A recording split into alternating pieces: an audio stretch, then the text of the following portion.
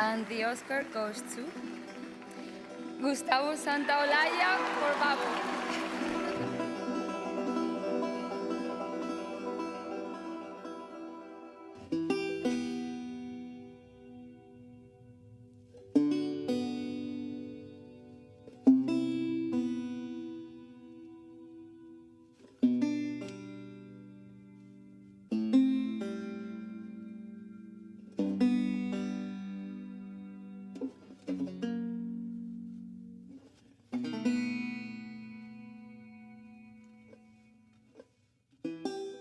Behind the visuals, behind the production value, behind the special effects, and thousands upon thousands of line readings, small edits, and massive changes, lies an open secret that can have the power to unlock a video game's true potential: the music. Music has the unique ability of being able to heighten a story and to empower a storyteller to take risks, to connect dissonant parts that hadn't fit together before, and to grow an audience's empathy, their understanding, and their connection with a world that they've never experienced. No, I'm not saying that every game needs music, nor does every story told in any medium require anything more than that story itself to be effective. But combining the right story with the right composer in the right medium can elevate a work far beyond its own potential and create an emotional experience that sticks with an audience for the rest of their lives. Imagine Star Wars without John Williams. Imagine Harry Potter without John Williams. Imagine Jurassic Park without... You get the point. Gustavo Santaolalla is the composer of The Last of Us, Naughty Dog's foray into a world of dark and twisted morals, brutal, unflinching violence, and harrowing human choices. Its sequel, The Last of Us Part 2, released just this past Friday, at least at the time of me recording this voiceover, but I'm going to focus only on the original entry because I know it much more intimately than its sequel. The Last of Us was a wildly different kind of story than Naughty Dog had ever told before, and it required a much more deeply emotional texturing from the music in order to help create a world that felt as real as the one Joel and Ellie found themselves living in. Santaolalla was, for my money, the perfect choice to create a score that allowed the game's narrative the space it needed to breathe, while simultaneously creating a palette of tones and repeating leitmotifs that the player could come to recognize and react to throughout their playthrough. But let's take a step back for a moment and try to understand exactly why Santaolalla, an Argentinian musician originally known for his contributions to the Argentinian rock scene in the 1960s and 1970s, was even considered by Naughty Dog to compose a score for their original video game IP in 2013. Santaolalla first came onto the music scene in 1967, where he formed a band called Arco Iris that infused rock with regional Argentinian folk music, a style that he continues to influence and expand to this day. That was the first thing that stood out to me when I was researching for this video. Santaolalla essentially helped create an entirely new genre of music, and he did it when he was just getting started in his professional career. Decades later, he went on to score films, winning 2 Oscars for his work on Brokeback Mountain, directed by Ang Lee, and Babel, directed by Alejandro González Inarritu. And it's the latter of these 2 films that I really want to focus on and highlight. I opened this video with a clip of Santaollalla's Oscar acceptance speech for his work on Babel, and there's a reason why I did that. Babel's story is one of human error, miscommunication, and the choices we make under the direst of circumstances.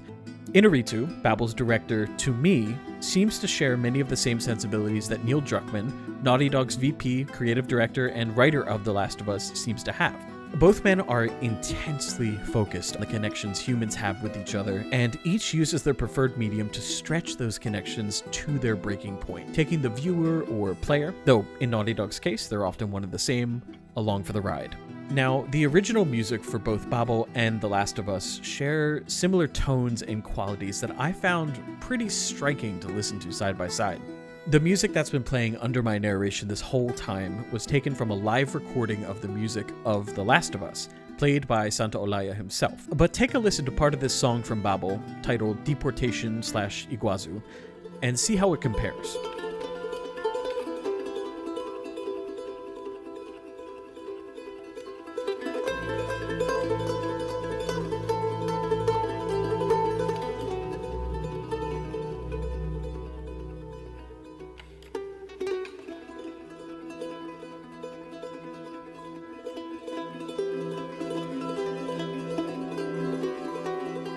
Those same melodic, tonal, and textural tendencies that Santaolalla seems to favor in his work have come to represent a type of story that I think he's attracted to. Stories rooted in humanity and surrounded by emotion, where his sparse stylings can play up tragic, quiet moments, yet fit together solidly among the more climactic and action-oriented sequences. Stories that mix elements together in unique ways, that can float between genres and still maintain some sense of truth. That's what draws him in and allows him to mirror those elements within his own music. Now, Santaolalla himself seems to acknowledge these tendencies, and when asked about how he came to first work on The Last of Us, said this: "My career has grown that way, with me being very selective when picking projects that I'll later be working on. I knew that this project was the one I was looking for because it was a game that shifted paradigms, and that's something that caught my attention. I've always tried to do that in everything I create. This is a game that merges different genres, but also has a great story behind it with huge emotions in it. My music is also filled with something that has a lot to do with emotions and feelings, and I think it was a match made in heaven." The song that's playing now is the main theme of The Last of Us. If you focus on the main melody and ignore some of the extraneous fingerpicking, a through line becomes really apparent in the song. To me, when I listen to it, I hear a lullaby. In a game so dependent on forcing the player to react to visceral deaths and heartbreaking story beats, Santaolalla chose to create a lullaby, to wrap entirely around the narrative, mixing genres and maximizing the beauty of dissonant ideas to create something new. For me, the lullaby at the heart of the theme represents Sarah and the loss that Joel carries with him, but it also represents the hope that Ellie brings him towards the end of the game. I think that Santaolalla honed in on that message so precisely, and his understanding of the material only made his work that much more moving. For me, the theme of The Last of Us is a beautiful, poetic way of weaving the story elements into the music and back again through the narrative itself. It does this so well that I think that a lot of people don't even realize what they're listening to. And that's also the beauty of Santaollalla's work. It stands on its own as a singular entry in his discography, and you can listen to it perfectly fine without having played the game. But pairing the two together creates a singularly powerful experience that few other games can hold a candle to.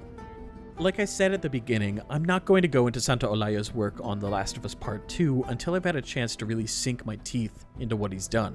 Maybe in a few more years, once it's been out and everyone's had a chance to digest it.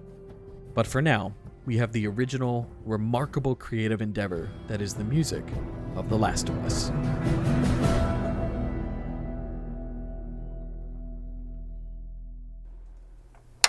Hey everyone, this is Kyle from Subpixel. If you like this video and you're still around, give us a like, give us a subscribe, give us a kiss.